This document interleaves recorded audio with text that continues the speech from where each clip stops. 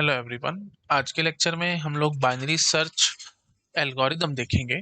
ठीक है, previous lecture में मैंने आप लोगों को बहुत अच्छे से समझाया था बाइनरी सर्च क्या है, इसको कैसे यूज करना है एंड सो ऑन। पूरी बेसिक इंट्रोडक्शन हमने अच्छे से ली थी। आज के लेक्चर में हम इसका एल्गोरिदम देखेंगे। ठीक है, तो देखो एल्गोरिदम के लिए मैं आपको बताता हूँ हमने क्या करना है।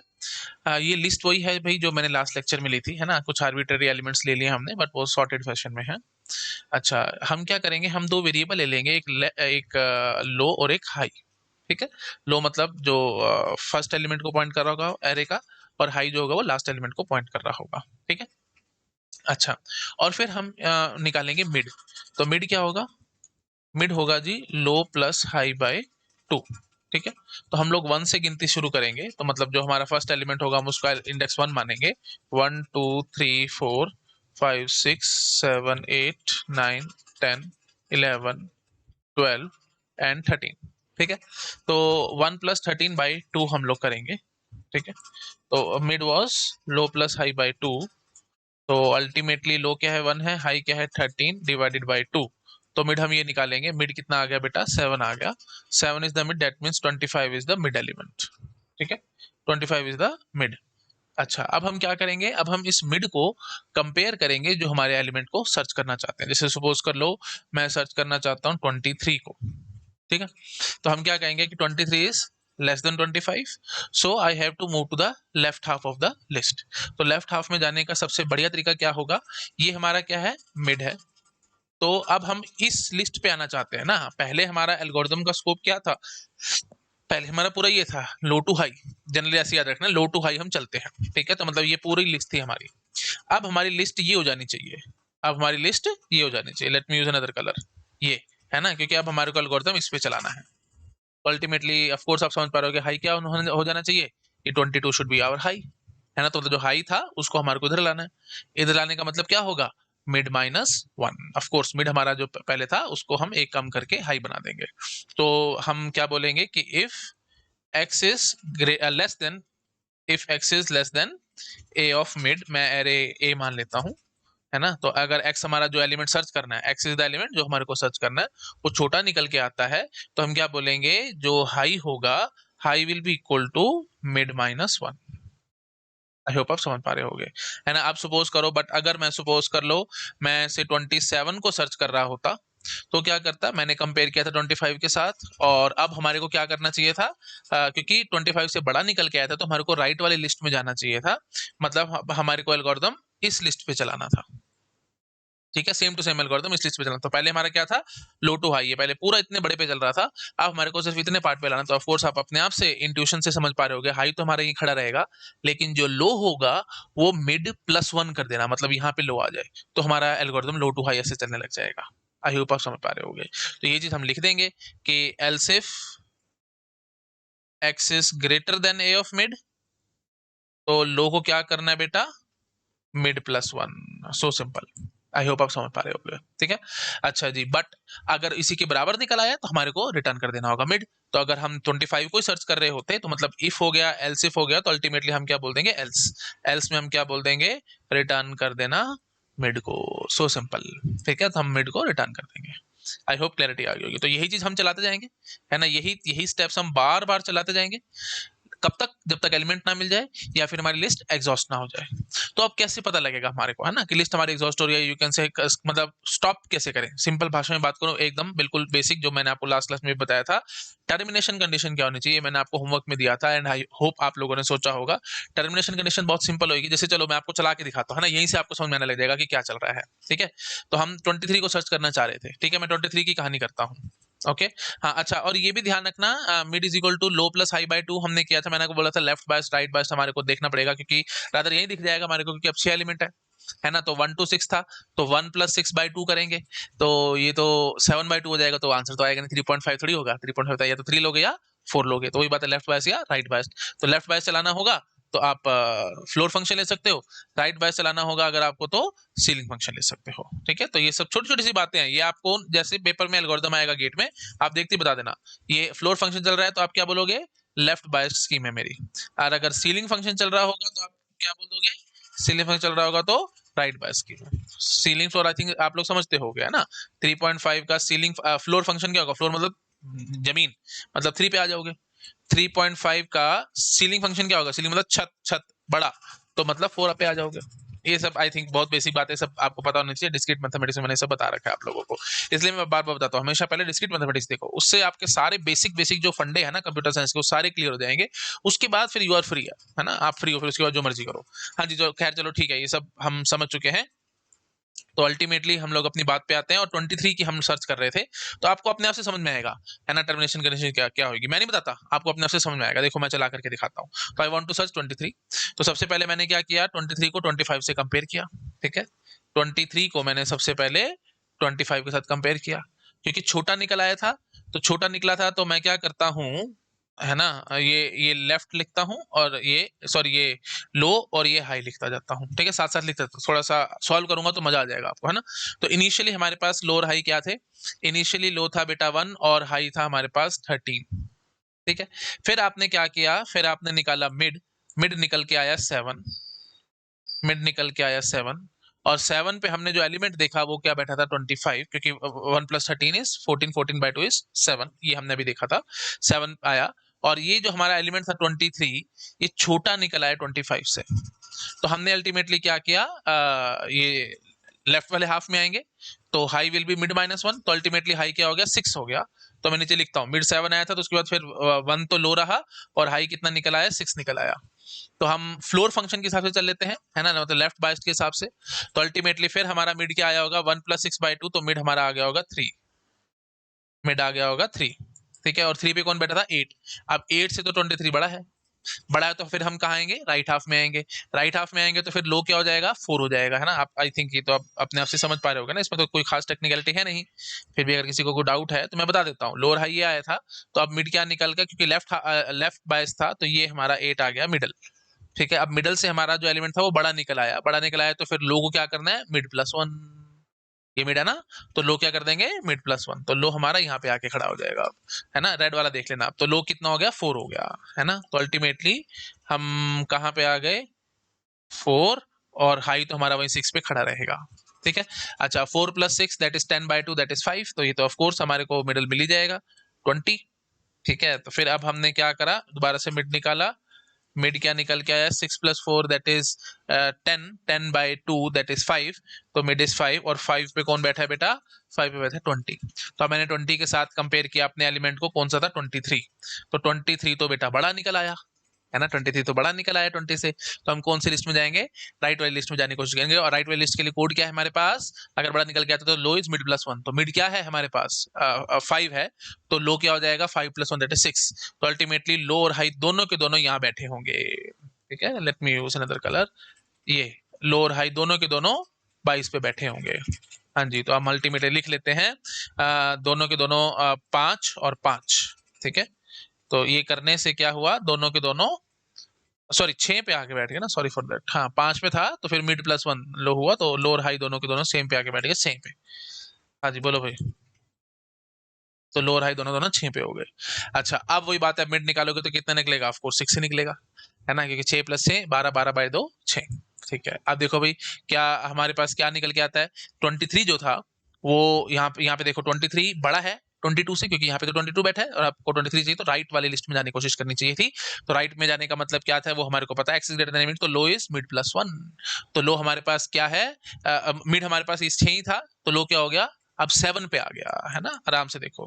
तो लो जो था वो 7 पे आ गया, और हाई जो था वो 6 पे बैठा था। ये हमारी कंडीशन होगी कि हमारे कोई ऐसे काम नहीं करना, है ना, क्योंकि जैसे ही ये होगा तो हम अपना सर्च बंद कर देंगे। मतलब लो और मिड देखो, लो और हाई दोनों ही अगर एक एलिमेंट पे बैठे हैं ना, दोनों दोनों सेम है, तो मतलब पक्की बात है लिस्ट में एक ही एलिमेंट हो। अगर लो और हाई दोनों के दोनों बराबर है, तो पक्की बात है एक ही एलिमेंट होगा लिस्ट में, है ना। जो हमारे पास बच रही है वो एक एलिमेंट की लिस्ट बच रही है, क्योंकि ये लिस्ट थी हमारी, है ना। याद आ रहा है ना, मैंने पूरी पिछले क्लास में आपको बहुत ढंग से समझाया है।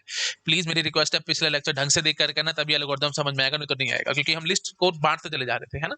तो और छोटी और छोटी और छोटी ऐसे ऐसे हम करते चले जाते थे, पूरा साइज के हिसाब से बताया था। 13 एलिमेंट की लिस्ट लेकर के चले थे, फिर 6 एलिमेंट पे आ गए थे, फिर 3 एलिमेंट पे आ गए थे, एंड सो ऑन। याद आ रहा है ना?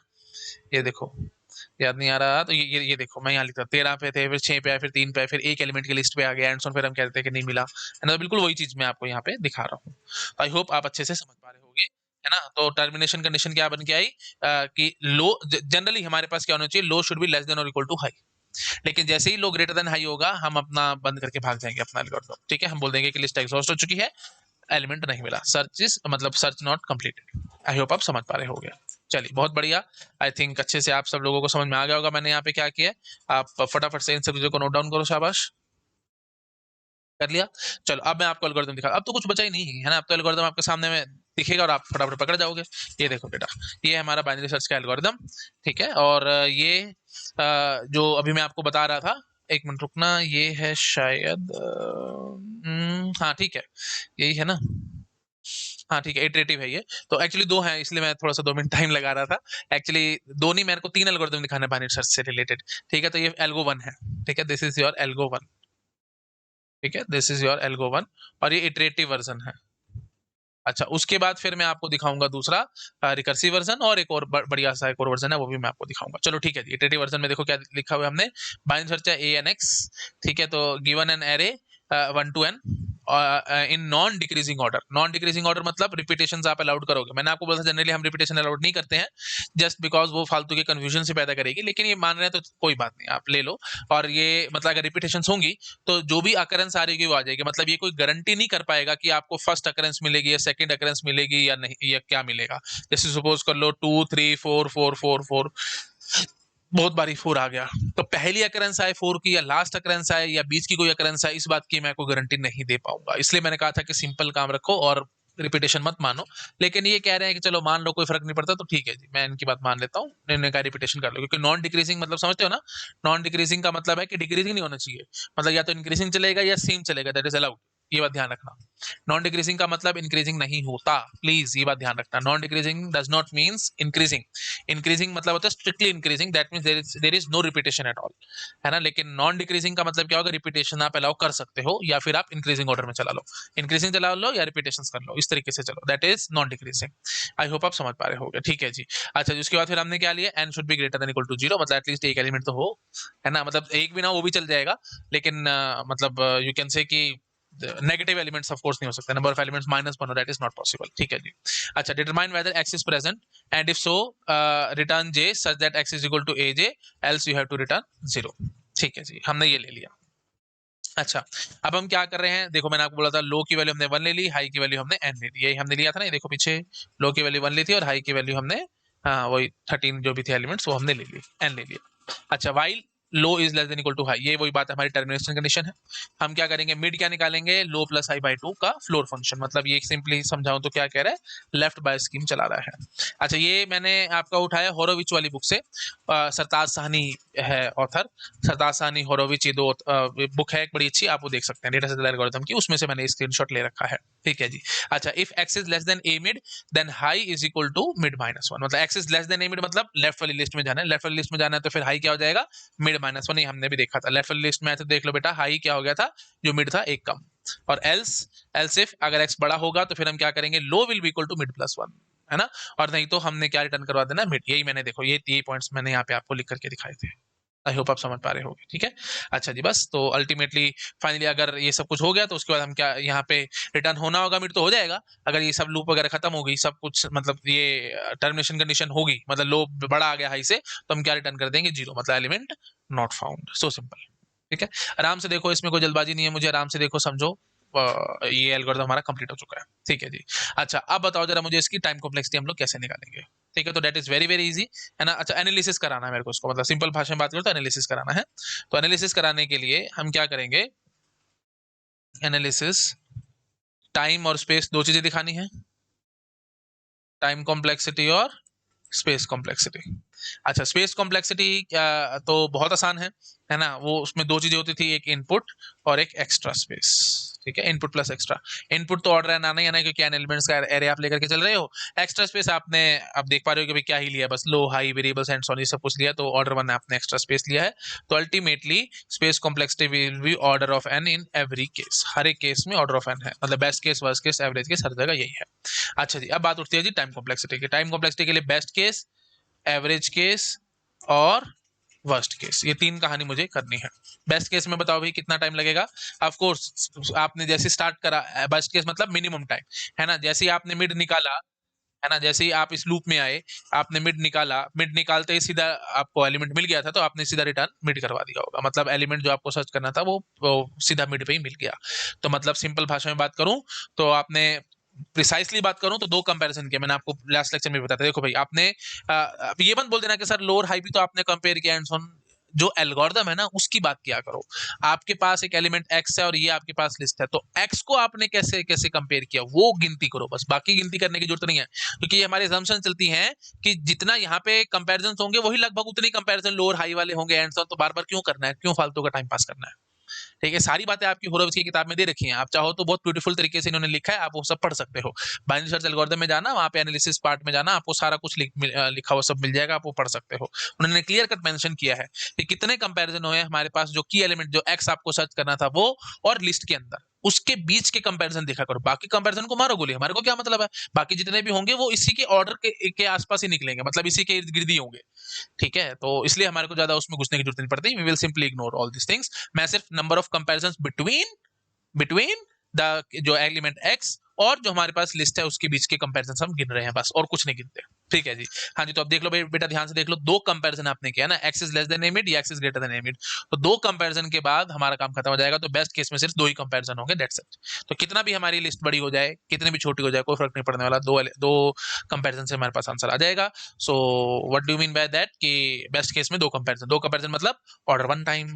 ठीक है, तो अच्छे से बोलेंगे तो थोड़ा ज्यादा अच्छा लगेगा, ओमेगा वन, मतलब एटलीस्ट कांस्टेंट टाइम तो आपको लगाना पड़ेगा।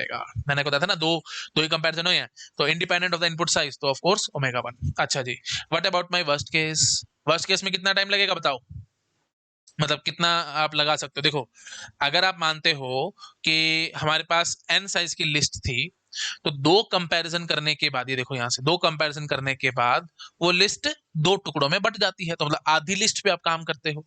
ठीक है, तो लेट अस सपोज, ठीक है, तो let us suppose T of n is the time needed to search for the binary search. ठीक है, T of n is the time for binary search on n elements. अच्छा, तो after doing two comparisons you will apply the same thing on half of the elements, तो Tn by 2 plus 2। तो ये हो जाएगी हमारे पास बाइनरी सर्च की recurrence relation हमने लगभग लिख डाली है ऐसे ही, और इसी को हम सॉल्व करके अपना आंसर निकालेंगे। ठीक है, तो नो डाउट एल्गोरिथम हमारा इटरेटिव था, नो डाउट हमारा एल्गोरिथम इटरेटिव था, लेकिन मैंने जब टाइम कॉम्प्लेक्सिटी निकालनी थी तो मैंने तो सिंपल एक बात सोच ली कि हाँ जी, आधी आधी बार बार लिस्ट होती चली जा रही है और कुछ नहीं हो रहा है ना। यही से हमको समझ में आ रहा था, x is less then mid तो हाई हो जाता था मिड माइनस वन, या फिर लो हो जाता था mid plus one and so on, तो मतलब लिस्ट आधी आधी होती जा रही है रफली बस। ठीक है, तो और ज्यादा इसको हमारे को करने की जरूरत नहीं है, इस रिकरेंस रिलेशन को हम सॉल्व करेंगे और अपना आंसर निकाल देंगे। ठीक है जी। अच्छा, टी ऑफ एन में तो ये कहानी थी। अच्छा जी, टी ऑफ वन में कितना लगेगा देख लो, अब आराम से देख लो। अगर एक ही एलिमेंट होगा लिस्ट के अंदर तो लो भी वही होगा, हाई भी वही होगा, और हम बोल देंगे कि while low is equal to high, बात बराबर है ना, लेस देन इक्वल टू था तो इक्वल टू वाली बात भी चल रही है, तो मिड हम निकाल देंगे। और यहाँ पे देख लो बेटा, दो कंपैरिजन करेंगे हम लोग, है ना। X is less than a mid होगा तो फिर ये होगा, या फिर एक्स एल से पी होगा, या फिर मिड रिटर्न हो जाएगा। तो एक एलिमेंट होगा तो भी हमारे को दो कंपैरिजन करने पड़ रहे हैं, और उसके बाद फिर हमारे को पता लग जाएगा कि लो या ये जो भी होगा, मतलब लो हमारा बड़ा होने की कोशिश करेगा हाई से, वो हम होने नहीं देंगे, और फिर अल्टीमेटली हम मतलब यू कैन से लूप से बाहर आ जाएंगे, है ना। तो इस लूप से हम बाहर आ जाएंगे, तो मतलब दो कंपैरिजन तो फिर भी हमारे को करने पड़ेंगे, सो सिंपल, मतलब इसके बिना बात बननी नहीं है। तो डेट्स इट, तो हम क्या कहेंगे, T of one will be equal to two, तो ये होगी हमारी टर्मिनेशन कंडीशन।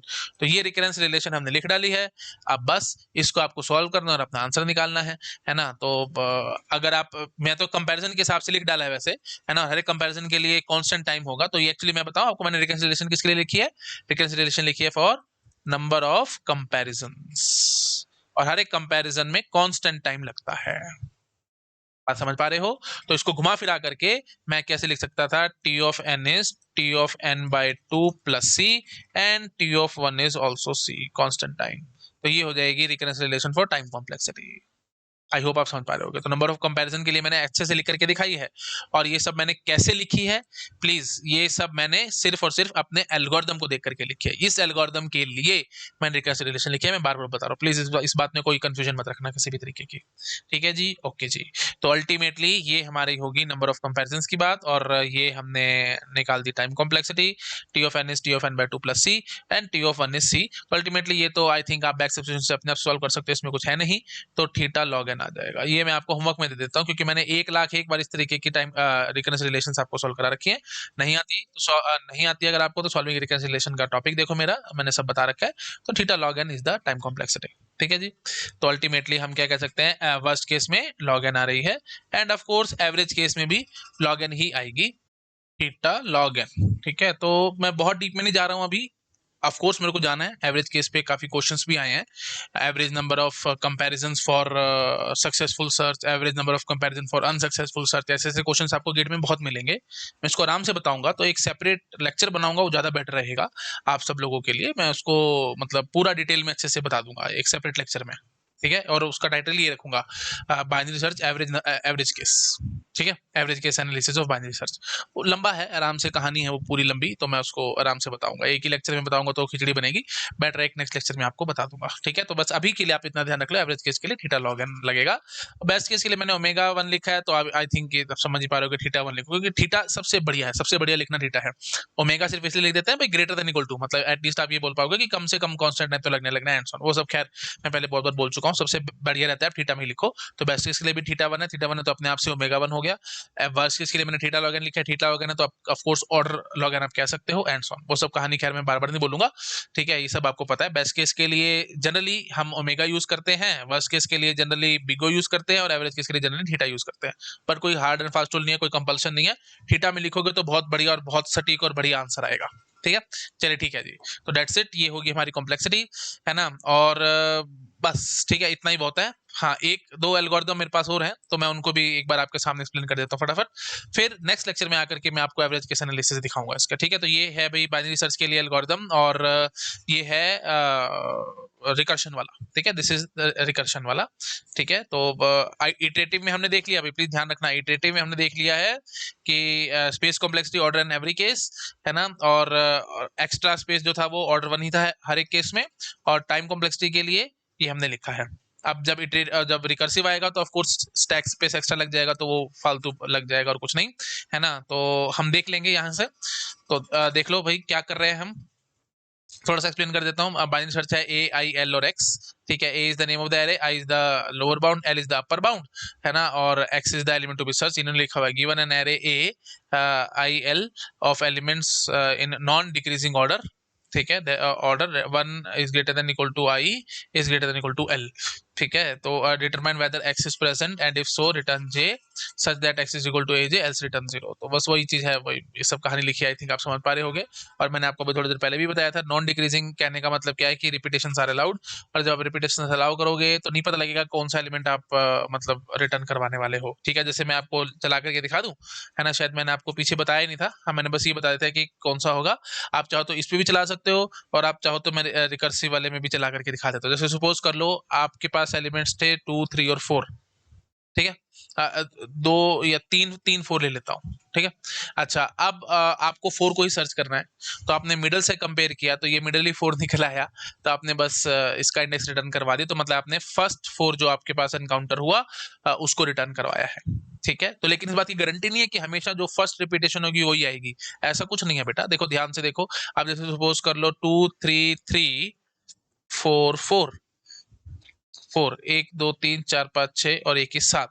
ठीक है, तो अच्छा चलो 6 ले लेते हैं, 6 एलिमेंट ले लेते हैं। ठीक है, तो अब देखते जरा किसको रिटर्न करवाएगा ये। ठीक है, और हम ले लेते हैं ऐसे लेफ्ट बायस्ड स्कीम, क्योंकि 6 एलिमेंट है तो फिर 2 मिडल में आएंगे, 3 और 4। ठीक है, तो अब लेफ्ट बायस्ड अगर आप स्कीम लेकर के चलोगे तो 3 को आप पकड़ोगे, 3 will be the middle one, और जो 4 है वो बड़ा है 3 से, तो हम राइट वाली लिस्ट पे आ जाएंगे, मतलब इस वाली लिस्ट पे आ जाएंगे, और इस वाली लिस्ट में मिडल से कंपेयर करेंगे तो मिडल वाला हम रिटर्न करा के भाग जाएंगे, मतलब आपने अब सेकंड वाले 4 को रिटर्न करवाया है। ठीक है ना, तो अच्छा, बट अगर आप राइट बायस लेकर के चलते तो आप फर्स्ट वाले 4 को रिटर्न करा देते। ये तो होगी लेफ्ट बायस स्कीम। अगर आपके पास राइट बायस स्कीम होती, यही हम नंबर्स लिख लेते, है ना, तो हम क्या कहते हैं कि ये वाला 4 will be the middle one, क्योंकि राइट बायस्ड है, तो ये रिटर्न करवा देंगे, तो फर्स्ट वाला 4 आपने रिटर्न करवा दिया। तो मतलब फर्स्ट अकरेंस आएगी या सेकंड अकरेंस आएगी या थर्ड आएगी, इस बात की मैं कोई गारंटी नहीं दे सकता, it hardly matters to me. ठीक है, बस मेन बात क्या है कि हम जो भी हमारे पास एनकाउंटर होगा हम 4 काइंडनेस रिटर्न करा देंगे, डेट्स इट। ये थोड़ी सी है इसमें बाय रिसर्च में है ना। लेकिन अगर आप चाहो कि सिर्फ फर्स्ट अकरेंस को रिटर्न करवाओ, नंबर्स रिपीट हो रहे हैं एंड सो ऑन, तो उसके लिए भी हम बाय रिसर्च लगा सकते हैं। वो क्वेश्चंस हैं वो सारे, वो मैं आपको आगे दिखाऊंगा, अभी मैं ज्यादा इसमें नहीं घुसना चाह रहा हूँ। ठीक है, सीधे सीधे क्वेश्चन आएंगे कि हमारे पास एक एरे है, नॉन डिक्रीजिंग ऑर्डर में है, और आपको फर्स्ट अकरेंस बतानी है एलिमेंट 4 की। तो उसके लिए आपको आप एल्गोरिथम लिखना चाहते हैं, तो उस प्रॉब्लम के लिए कितना टाइम लगेगा वो आप हमारे को बताइए। ठीक है, तो कितना टाइम लगेगा एंड सो ऑन, वो सब मैं आपको आगे दिखाऊंगा। इस तरह क्वेश्चंस बहुत सारे कराऊंगा, तो आप इसकी टेंशन मत लो। अभी फिलहाल उस बात पे कंसंट्रेट नहीं करते। ठीक है, अभी हमारा काम है इस एल्गोरिथम को एक्सप्लेन करना, मैं एल्गोरिथम को एक्सप्लेन करके भाग जाऊंगा। ये लेक्चर में हमारा इतना ही होगा। नेक्स्ट लेक्चर में आकर के हम लोग एवरेज केस एनालिसिस करेंगे, और उसके बाद फिर मैं बाय रिसर्च के बहुत ब्यूटीफुल और बहुत अच्छे अच्छे क्वेश्चन आपको कराऊंगा, उस चीज की आप टेंशन मत लेना। ठीक है, चलो अभी शाबाश, आ जाओ भाई इधर। हाँ जी, तो अब हम देखो हम क्या कह रहे हैं। अब देखो रिकर्सिव जो हमारे पास एल्गोरिथम होगा बाइनरी सर्च का, उसमें हम लोग यूज करते हैं बेटा डिवाइड एंड कॉन्कर वाली बात। तो मैं आपको थोड़ा सा एक्सप्लेन कर देता हूँ। ठीक है, what is divide and conquer, ये हमारा आगे आएगा सिलेबस के अकॉर्डिंग। आप देखोगे तो आई थिंक ये 9th टॉपिक है हमारा, डिवाइड एंड कॉन्कर। मेरे को एक्जैक्टली नंबर याद नहीं है, प्लीज चेक कर लेना। आई थिंक 9th टॉपिक है ये। ठीक है, you can check it out, syllabus का लेक्चर है आपके पास।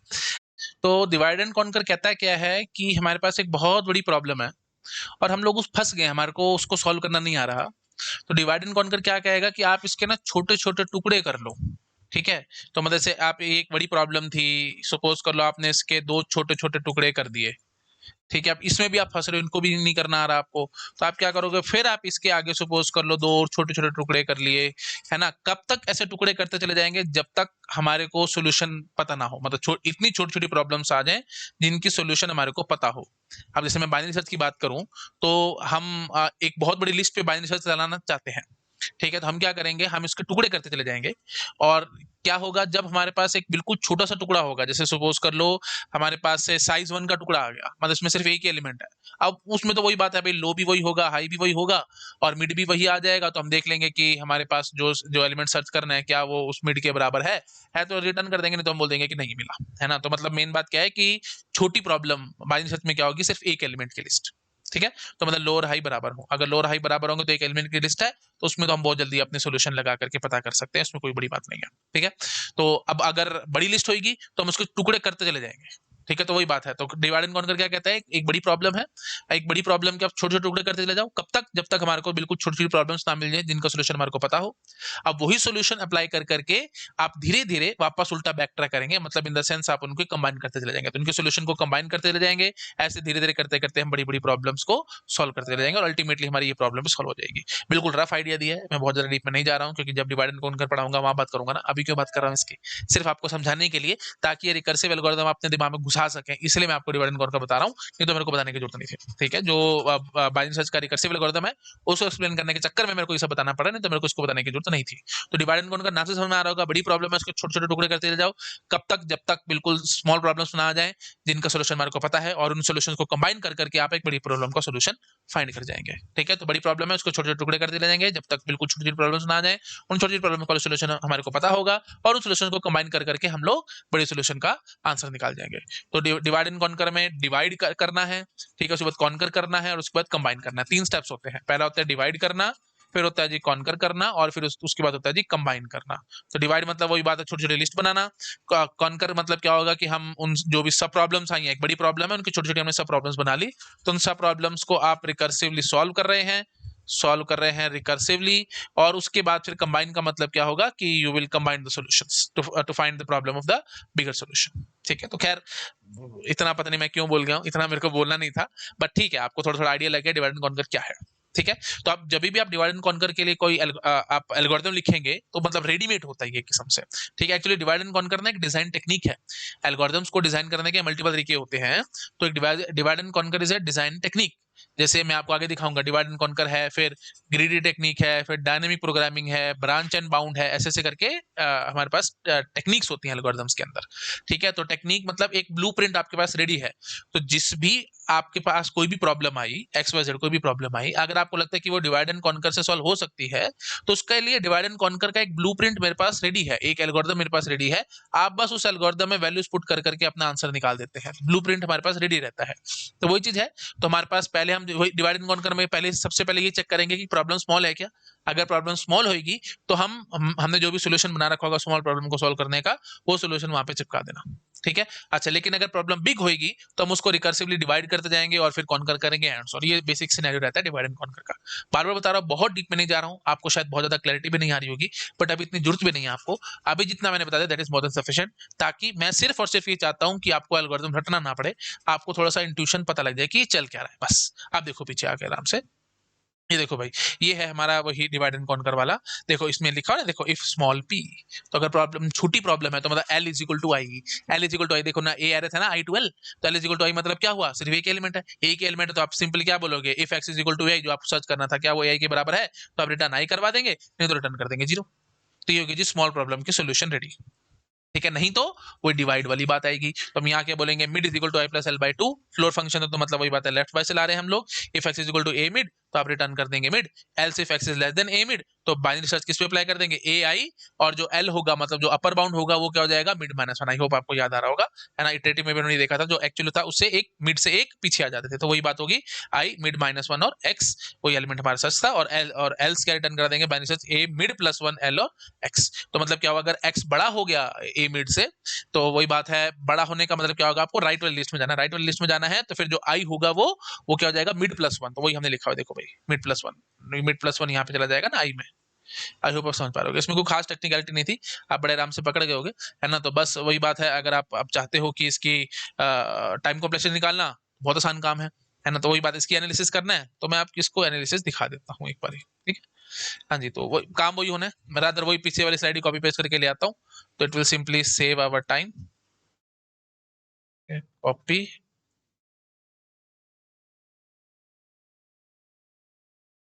हाँ जी।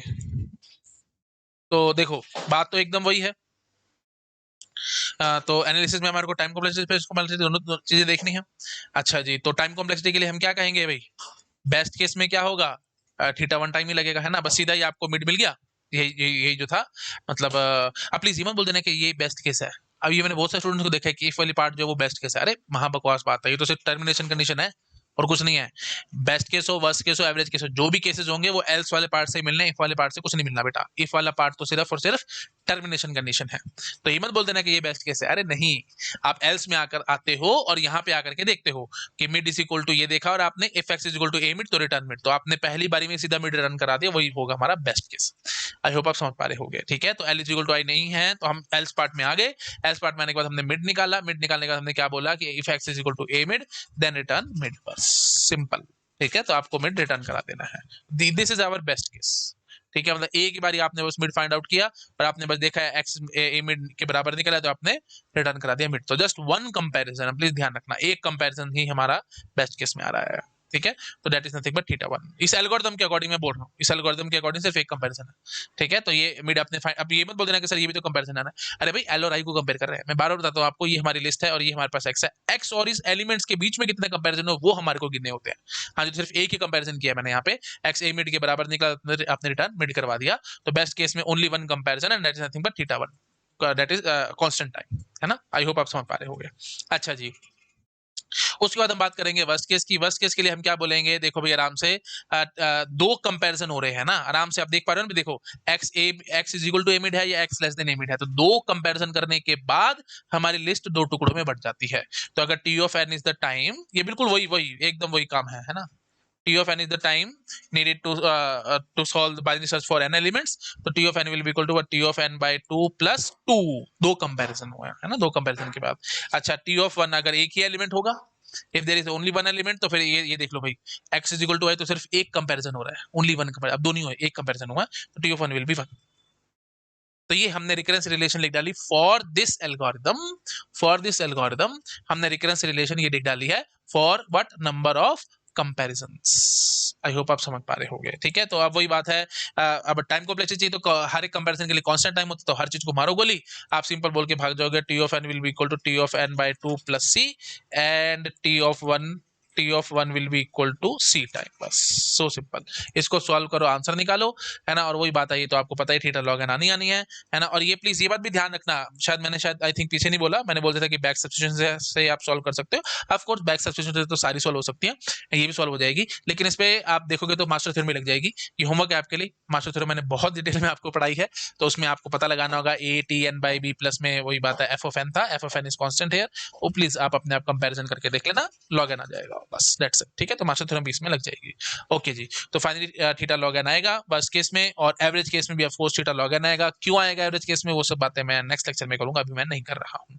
ओके जी, अच्छा जी, और space complexity input plus extra, तो इनपुट अब यहाँ पे वही बात है, ऑर्डर एन आना ही आना है एवरेज केस में, और एवरी केस में ऑर्डर एन ही आएगा क्योंकि इनपुट हमारा ऑर्डर एन था, है ना। और बट एक्स्ट्रा स्पेस जो होगा वो मैं आपको बता देता हूँ। बेस्ट केस में आई थिंक आप अपने आप से समझ पा रहे होगे, सिर्फ एक ही फंक्शन कॉल होनी है, तो ऑर्डर वन, या अच्छे से बोल दे तो थीटा एन, ठीक है, थीटा में लिखा करो, ज्यादा बेटर रहेगा, थीटा एन, इसको भी आप बोलो थीटा एन, है ना, इनपुट में लिए भी थीटा एन। हाँ जी, तो अच्छा बेस्ट केस में थीटा वन एक्स्ट्रा स्पेस है, मैं यहाँ लिख देता हूँ भाई एक्स्ट्रा स्पेस या auxiliary space, auxiliary space required for your binary search. मैं बार बार बताता हूँ, स्पेस कॉम्प्लेक्सिटी मतलब इनपुट प्लस एक्स्ट्रा दोनों चीजें। अगर कोई पूछेगा आपसे स्पेस कॉम्प्लेक्सिटी बताओ बाइनरी सर्च की, तो थीटा एन ही बोल करके आनी है।